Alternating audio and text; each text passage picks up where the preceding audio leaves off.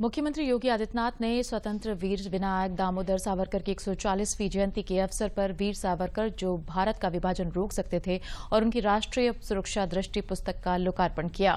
लोकार्पण कार्यक्रम के अवसर पर उन्होंने वीर सावरकर को अपनी विनम्र श्रद्धांजलि अर्पित करते हुए कहा कि 20वीं सदी में वीर सावरकर विनायक दामोदर सावरकर जैसे महानायक पूरी दुनिया में पैदा नहीं हुआ।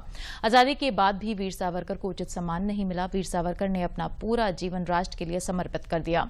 उनकी दृष्टि में राष्ट्र प्रथम एवं सर्वोपरि था। इस दृष्टिकोण को आज हर भारतीय को अपनाने की आवश्यकता है।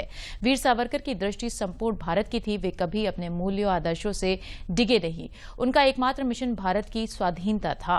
मुख्यमंत्री ने कहा कि वीर सावरकर की प्रतिभा को दबाने का प्रयास किया गया, लेकिन विचार कभी नहीं मरते। उन्होंने कहा कि पूर्व के समय में यदि वीर सावरकर की राष्ट्र प्रथम की नीति को अपनाया गया होता तो देश विभाजन की त्रासदी से बच जाता और देश आतंकवाद, अलगाववादी जैसी समस्याओं से दो चार नहीं होता।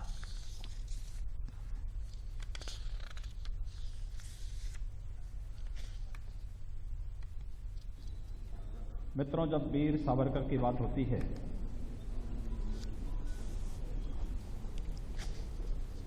तो वीर सावरकर की प्रतिभा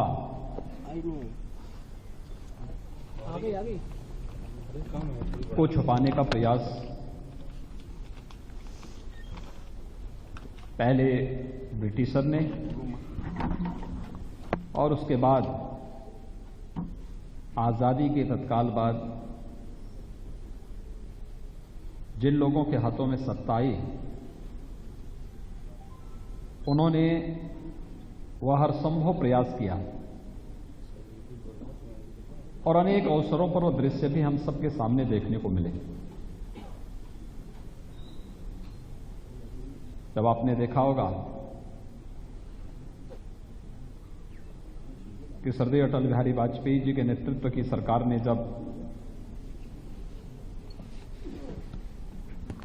पोर्ट विलियर में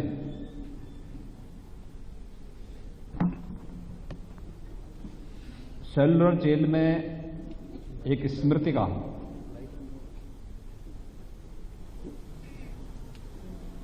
वीर सावरकर के नाम पर लगाई थी, तो उसके बाद आने वाली कांग्रेस नेतृत्व की सरकार ने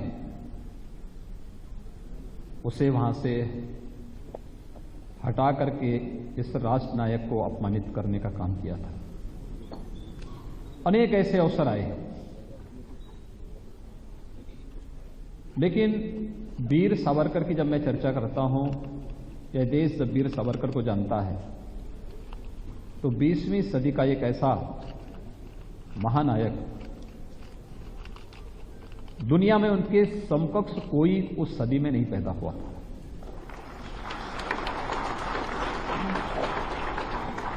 उनसे बड़ा क्रांतिकारी, उनसे बड़ा लेखक, उनसे बड़ा कवि, उनसे बड़ा दार्शनिक, यानी सभी प्रकार के उन गुणों से ओतप्रोत जिसे आप एक असामान्य स्थिति कह सकते हैं। सामान्य व्यक्ति के अंदर इस प्रकार के गुण नहीं हो सकते।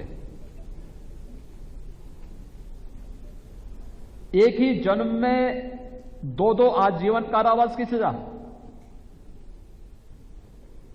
सेलुलर जेल में वे स्वयं बंद हैं, उनका भाई भी बंद है, लेकिन कई वर्षों तक उन्हें पता नहीं लगा कि मेरा भाई भी यहां बंद है।